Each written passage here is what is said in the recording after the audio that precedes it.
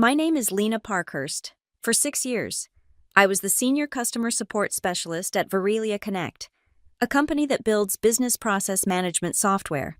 6 years of solving problems, building relationships, and becoming what some affectionately called the human database. 6 years of knowing exactly which client needed a phone call rather than an email, which ones required special handling due to contract specifics that weren't documented in any system, and which error messages meant something completely different than what they seemed to say. It's funny how companies talk about institutional knowledge but don't recognize it when it's right in front of them. I suppose that's why I'm sitting in my apartment today, unemployed, watching the notifications pile up on my phone as my former employer implodes in spectacular fashion. But I'm getting ahead of myself. Let me take you back to where it all began. Not to when I joined Virelia, that was just a normal job interview, nothing dramatic. No, I'm talking about 3 weeks ago, when Branson Lyle walked into our office for the first time as our new CEO, trailing the scent of expensive cologne and Silicon Valley disruption.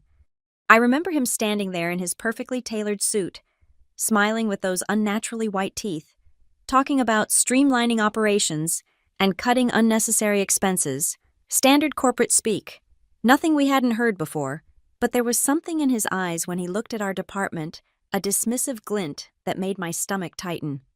"I've reviewed all departments," he announced during his first company-wide meeting, "and I've identified several areas where we're hemorrhaging money on outdated processes."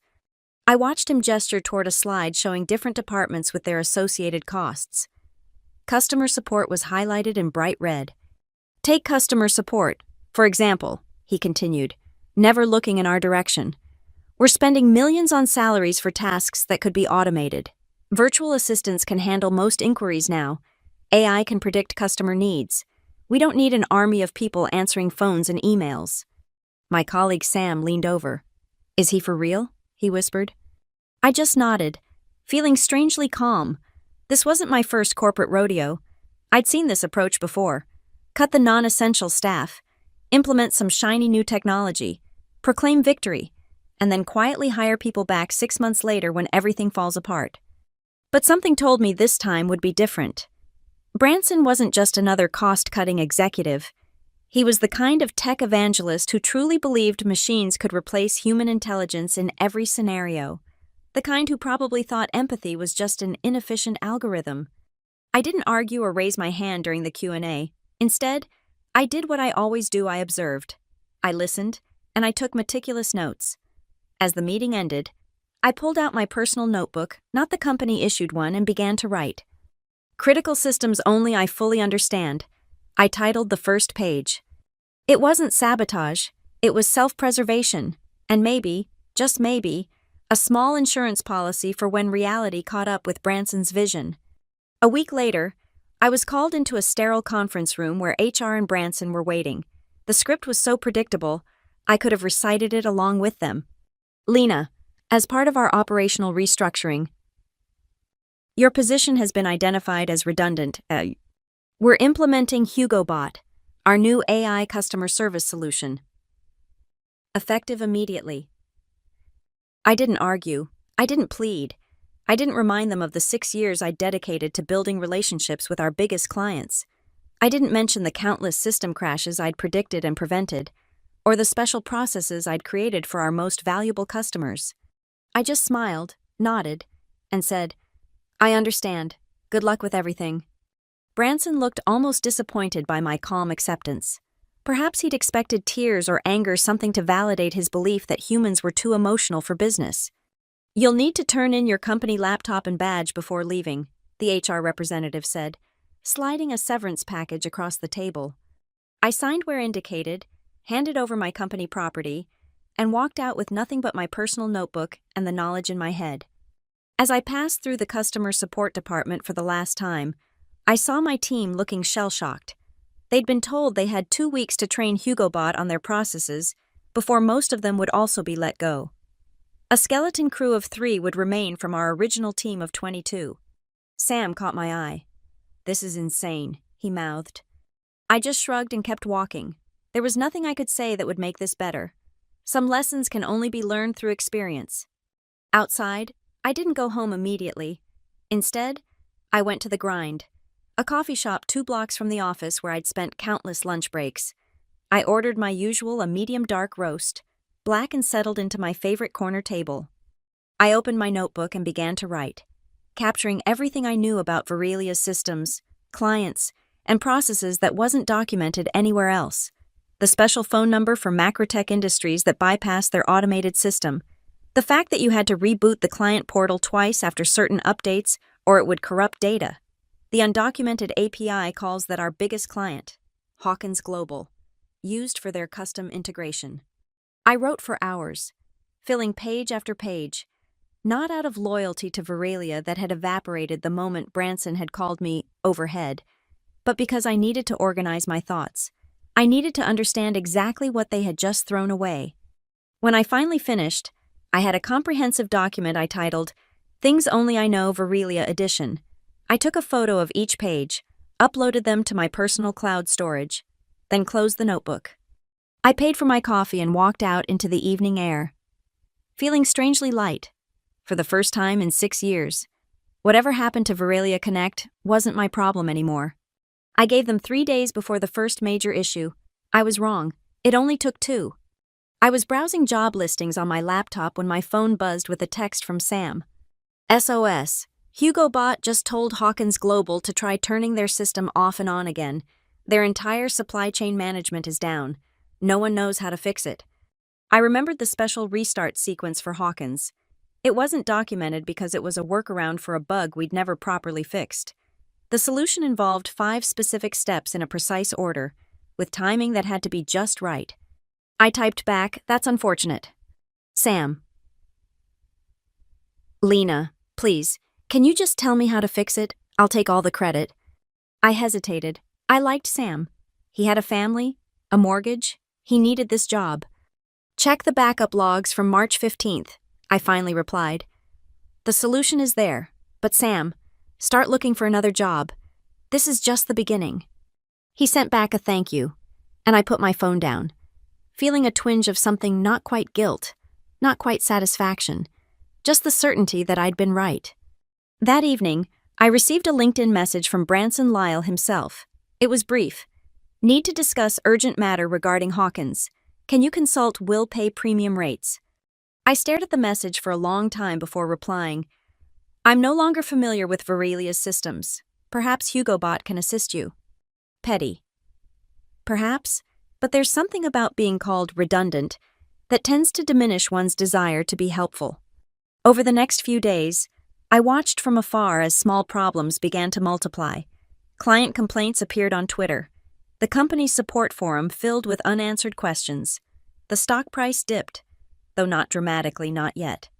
A week after my departure, I received another message, this time from Virelia's CTO, Miranda Chen. Unlike Branson, Miranda had always been respectful, though we'd had limited interaction. Lena, I'll be direct. We're facing some challenges with the transition. Would you consider coming back as a consultant to help us document some of the processes that seem to be missing from our knowledge base? I crafted my response carefully. Miranda, I appreciate your outreach.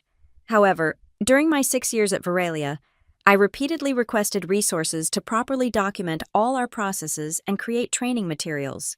Those requests were consistently denied as non-essential expenditures. I'm now pursuing other opportunities, but I wish you all the best. What I didn't say was that I'd already been approached by 3 Virelia clients, asking if I'd consider working directly for them. Word had gotten out that I was available, and companies that had come to rely on my problem-solving abilities were eager to secure my services.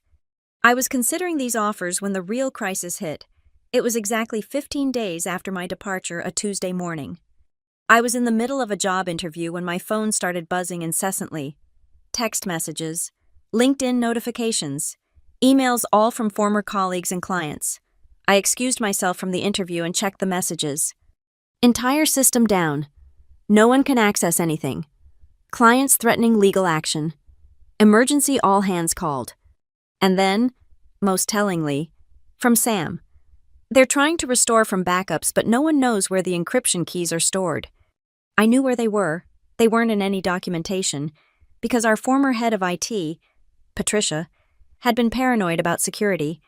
The encryption keys were stored on a separate server with an obscure naming convention, protected by a passphrase that was a combination of Patricia's first dog's name and the latitude and longitude coordinates of our original office. Patricia had left the company 2 years ago, and I was the only one she'd trusted with this information.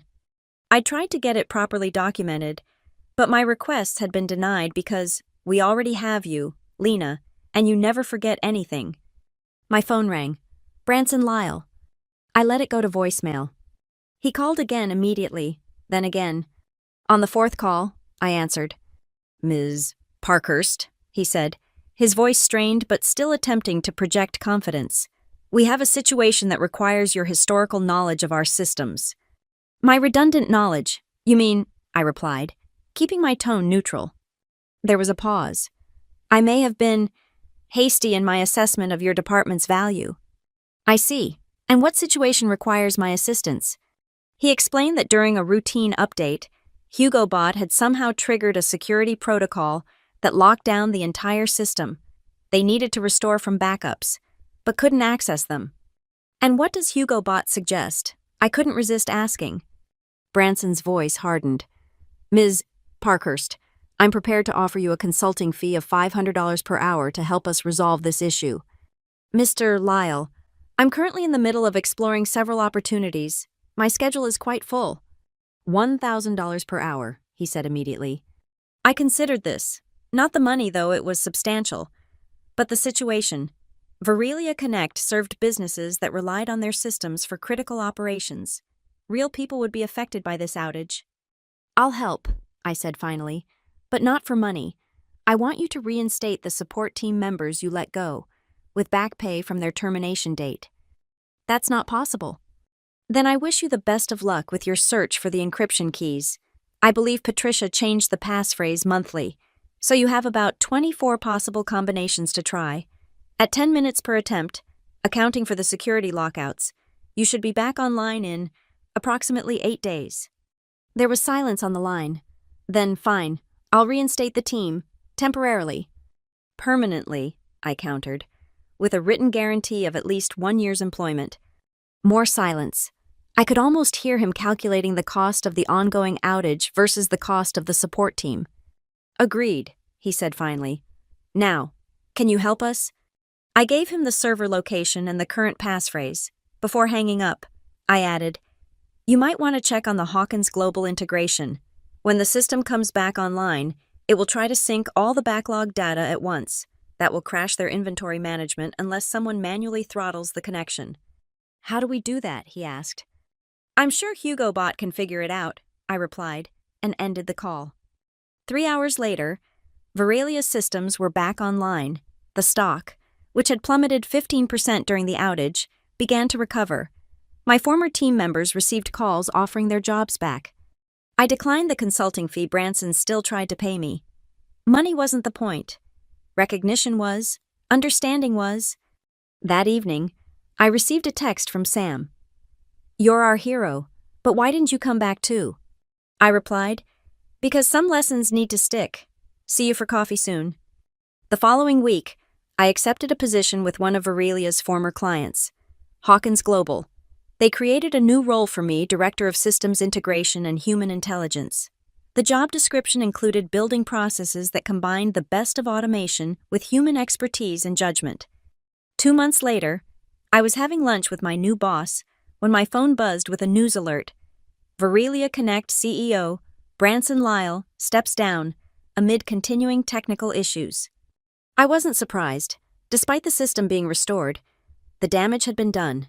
Several major clients had already moved to competitors, the stock had never fully recovered, and the reinstated support team, while skilled, couldn't immediately recreate 6 years of relationship building and specialized knowledge. My boss noticed my expression. Bad news. I shook my head. Just confirmation of something I already knew. Which is, I thought for a moment about how to explain it. That you can't replace human judgment with automation and expect the same results.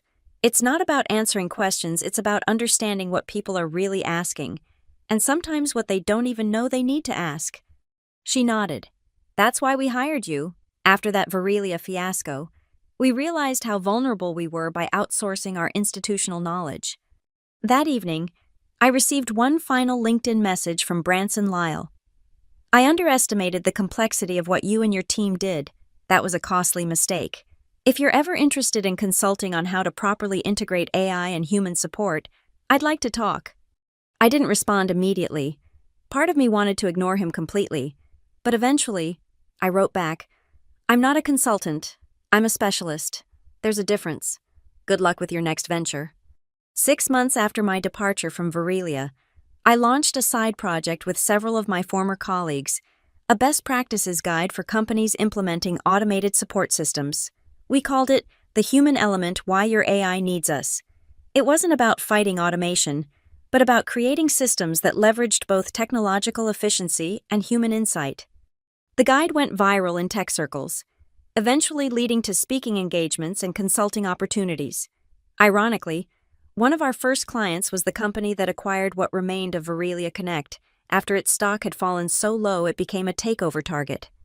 The new owners wanted to rebuild the customer support system from the ground up, combining HugoBot's capabilities with a revamped human team.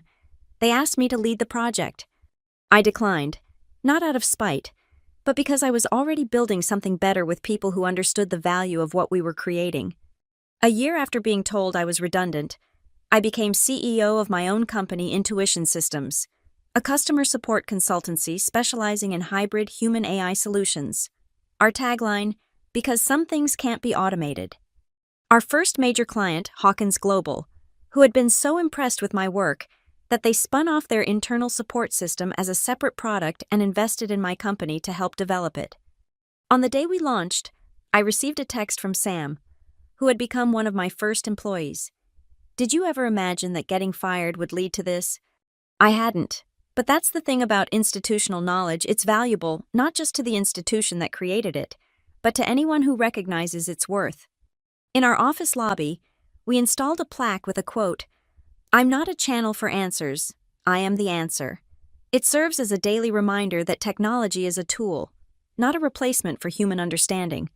Sometimes I think about Branson Lyle and that day in the conference room when he told me I was unnecessary overhead. I don't feel anger anymore. In a way, he did me a favor. Without his short-sightedness, I might never have discovered what I was truly capable of building. The irony isn't lost on me that his attempt to reduce costs by eliminating the human element ultimately cost his company everything, while simultaneously launching my career to new heights. I still have that notebook, Things Only I Know Virelia Edition. I keep it on my bookshelf as a reminder of where I came from. Next to it sits a new notebook, much thicker, titled Things We All Should Know Intuition Edition. Because the most important lesson I learned from all of this is that knowledge is most valuable when it's shared, documented, and respected, not replaced. In the end, I wasn't the backup of the system, I was the system itself, and now I'm building a better one that values both human insight and technological advancement, one that understands that the most powerful tool in customer support isn't an answering machine or an AI bot, but a human being who listens, understands, and truly cares about solving the problem. As for Branson and his belief that a regular answering machine can do this simple task, well, I hear he's working for a startup now, trying to build an AI that can recognize the value of human expertise. I wish him luck. He's going to need it. When the first hints of trouble started appearing at Virelia Connect after my departure, I didn't feel the vindication some might have expected. Instead, I felt a strange mix of sadness and inevitability, like watching someone ignore repeated warnings about an approaching storm and then being surprised when their roof leaks. The warnings had been there all along. In my 6 years at the company, I'd submitted no fewer than 17 formal requests to expand our documentation efforts. Each one detailed the risks of having critical knowledge stored only in the minds of individual employees. Each one proposed solutions, shadowing programs, knowledge base improvements, cross-training initiatives. Each one was denied for the same reason: not a priority at this time. The irony wasn't lost on me that suddenly, when everything was falling apart, that knowledge had become the highest priority, but by then, it was scattered, some of it with me, some with other departed employees, some lost entirely. 3 weeks after my firing, I was having dinner with May, a former colleague who had been let go in the second wave of layoffs. She was still bitter, picking at her food as she recounted the chaos she'd left behind. The client portal crashed during a demo with Arrington Pharmaceuticals, she said, a hint of dark satisfaction in her voice. Nobody could figure out why. Turns out it was that weird cache issue that you used to fix. I nodded. The one that required clearing the Java temp files in a specific order. Exactly. HugoBot kept suggesting browser refreshes while the sales team panicked. They lost the contract. I took a sip of my wine, feeling that same mix of sadness and inevitability. What about the team members who stayed? May's expression darkened. Overworked? Demoralized? Sam is handling the workload of 5 people. He looks like he hasn't slept in days. This bothered me more than the technical failures. I'd grown close to my team over the years. We'd celebrated birthdays, supported each other through personal crises, built something valuable together. Now they were being crushed under the weight of an impossible situation. Has Branson figured out what's happening yet? I asked. May laughed, but there was no humor in it. He's still blaming implementation issues. Claims that once HugoBot has more data, it will perform better. She leaned forward. But here's the thing, the data it needs is the stuff that was never documented. The human element, the judgment calls, the relationships. I thought about my notebook, still sitting on my bedside table. Those things were never valued enough to document. Exactly, May raised her glass in a mock toast, to being non-essential overhead. We clinked glasses, but I didn't share her bitter satisfaction. Something was brewing in my mind, not a plan for revenge, but perhaps something more constructive. The next day, I received another message from Miranda Chen, Virelia's CTO. This one was different from her previous outreach, less a request for help, more a desperate plea. Lena, I'll be honest, we're in serious trouble. 3 major clients are threatening to sue for breach of contract. Our NPS has dropped from 87 to 29 in 3 weeks. Branson won't admit the AI transition was premature, but the board is asking hard questions. Is there any way you would consider coming back? Name your price. I stared at the message for a long time. Part of me, the part that had devoted 6 years to building Virelia's customer relationships, wanted to rush in and fix everything. Another part, the part that had been dismissed as redundant, wanted to let them suffer the consequences of their decisions. But there was a third option, one that wasn't about saving Virelia or punishing Branson, but about doing right by the clients and colleagues I'd come to care about. I replied, I can't come back, Miranda, but I can offer something else. I'll create a transition document outlining the most critical invisible processes that are likely causing your current issues. No charge. Send me a list of the top 5 problems you're facing, and I'll outline solutions where I can. Her response was immediate. Thank you. That's more generous than we deserve. That evening, I opened a new document and titled it, Virelia Connect Critical Undocumented Processes. For 3 hours, I outlined solutions to the specific issues Miranda had identified. I was careful to keep the document focused on helping the clients and my former colleagues, not on saving Branson's reputation or Virelia's stock price. When I finished, I had 15 pages of detailed instructions, workarounds, and relationship notes. I sent it to Miranda with a simple message, I hope this helps the team. They deserve better. She replied with just 2 words, they do? The next day, I received a LinkedIn message from an unexpected source, Claudia Hawkins, CEO of Hawkins Global, Virelia's largest client. Ms. Parkhurst, I understand you're no longer with Virelia Connect. Our systems have been experiencing significant issues since your departure. I'd like to discuss a potential opportunity with you. We arranged a meeting for the following day at her company's headquarters. I expected a job offer perhaps to manage their Virelia integration or to help them transition to a new provider. What I didn't expect was for Claudia Hawkins to slide a business plan across the table within the first 5 minutes of our meeting. We've been thinking about this for a while, she said, her voice matter-of-fact. The events of the past month just accelerated our timeline. I glanced at the document title, Hawkins Intuitive Support Systems Hybrid AI Human Customer Experience Platform. You want to develop your own customer support platform? I asked, confused. Claudia shook her head. Not just a platform, a new approach, one that values human expertise while leveraging AI capabilities, one that documents and preserves institutional knowledge rather than trying to replace it. I flipped through the business plan, my confusion growing. And you're showing me this because we want you to build it, Ms. Parkhurst, as CEO. I nearly dropped the document. I'm not a CEO. I'm a customer support specialist. Claudia's smile was knowing. You're significantly more than that. You built and maintained relationships with over 200 of Verelia's clients. You developed workarounds for dozens of technical issues. You trained 47 support specialists during your tenure. And most importantly, you understand something that Branson Lyle and others like him don't, that technology should enhance human capabilities, not replace them. I sat back, trying to process what she was proposing. This would be a Hawkins subsidiary. She nodded. Initially, with the option for you to take it independent after 3 years. If certain benchmarks are met, we'd retain a minority stake. Why me? The question slipped out before I could stop it. Because when everything fell apart at Verelia, the only thing that kept our systems functioning was the documentation you'd created for our team. Because when I asked our staff who they trusted most from Verelia, your name was mentioned by everyone.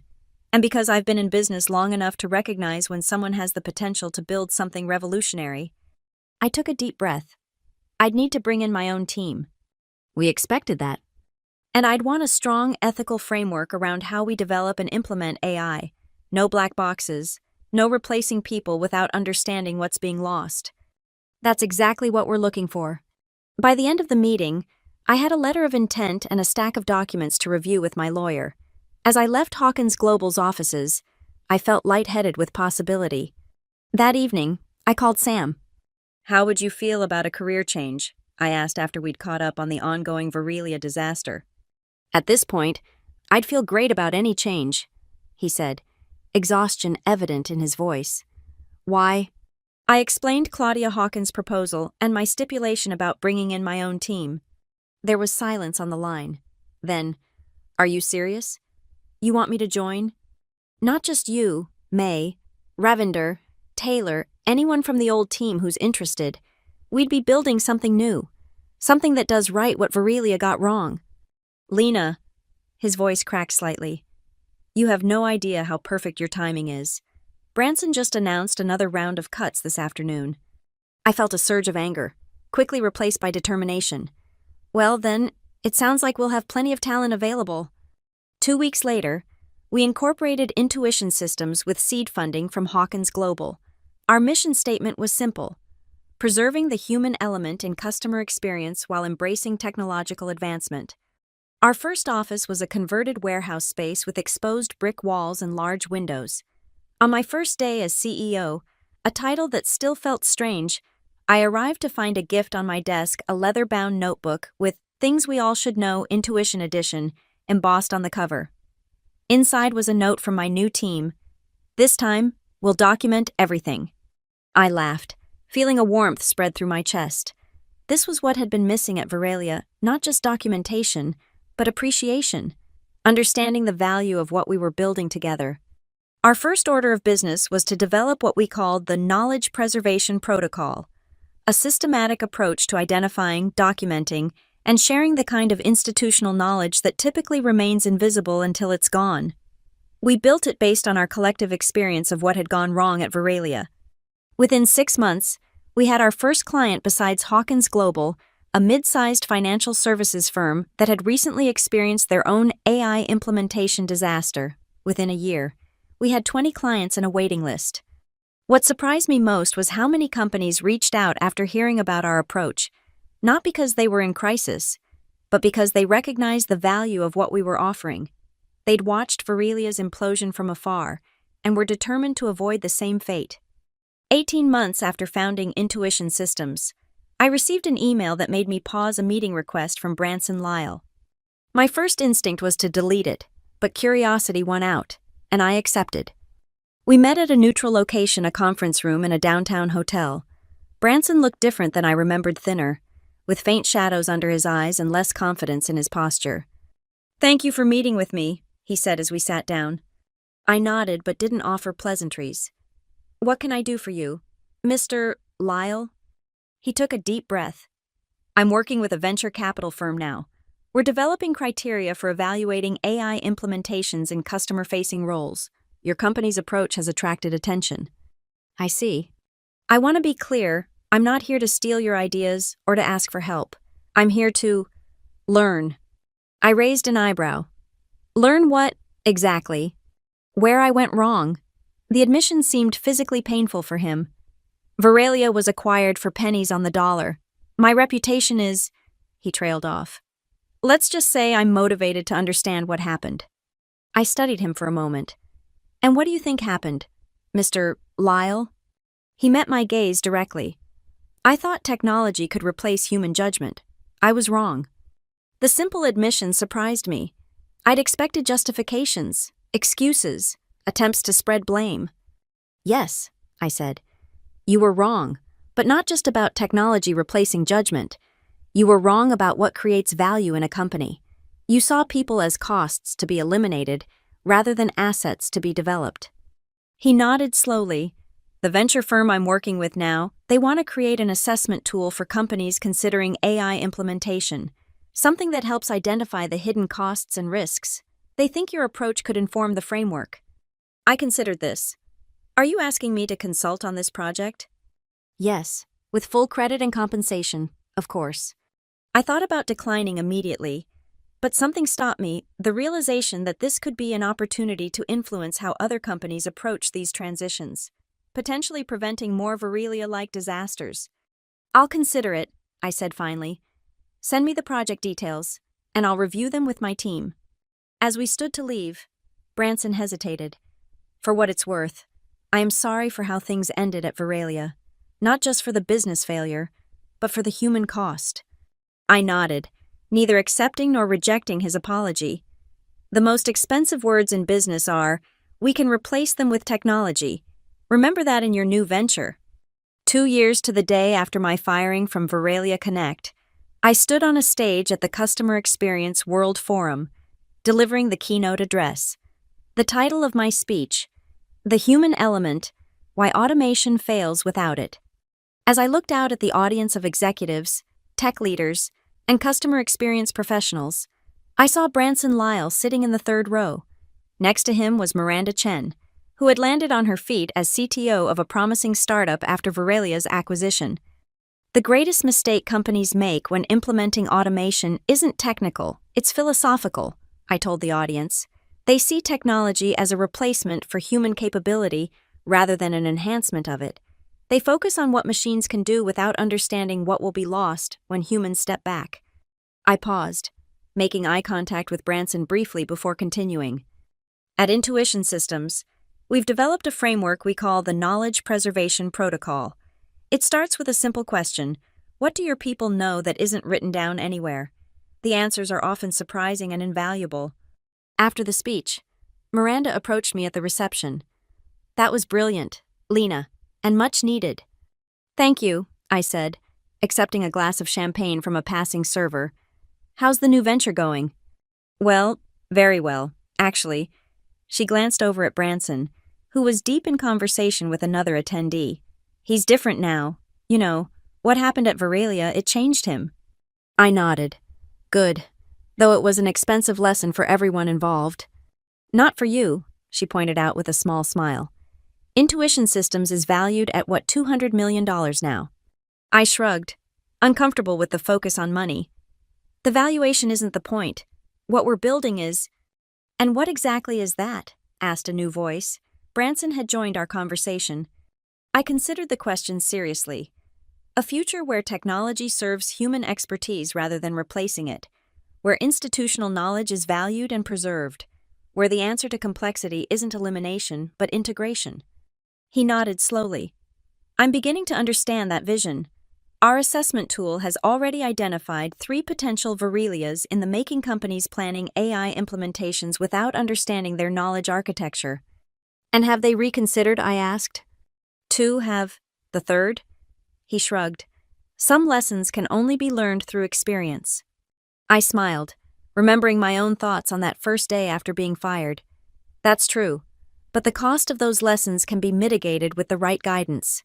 Later that evening, back in my hotel room, I received an email notification that made me pause. Virelia Connect's domain name was up for auction, the final vestige of the company now being sold off to the highest bidder. On impulse, I placed a bid, not out of sentimentality or nostalgia, but because it felt right somehow to preserve that final piece of a company that had, despite its ending, shaped so much of who I'd become. 3 days later, I received confirmation that I was the new owner of Virelia.com. I forwarded the information to my development team with a simple note: create a redirect